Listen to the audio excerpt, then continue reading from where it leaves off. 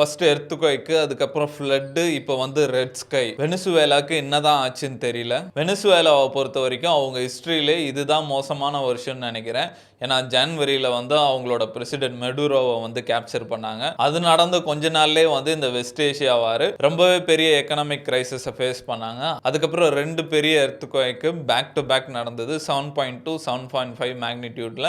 அதில் வந்து 2000 பேருக்கு மேலே இறந்துருக்காங்க. இது வரைக்கும் 50,000 பேர் மிஸ்ஸிங் அப்படின்ற மாதிரி சொல்கிறாங்க. நிறைய நாடுகள்லேருந்து வந்து இப்போ ரெஸ்கியூ பண்ணிட்டு இருக்காங்க. அந்த பிரச்சனையிலேருந்து மக்கள் வெளியே வரல. அதுக்குள்ளே பார்த்தா ஃப்ளட் வர ஆரம்பிச்சிச்சு. இந்த ஃப்ளட்டோட பிரச்சனையே இன்னும் முடியல. அதுக்குள்ளே பார்த்தா ஸ்கைலாம் வந்து ரெட் கலரில் தெரிய ஆரம்பிச்சிச்சு. இப்போ இந்த வீடியோலாம் வைரல் ஆகி மக்கள் ரொம்பவே பயப்பட ஆரம்பிச்சிட்டாங்க அப்படின்னு தான் சொல்லணும்.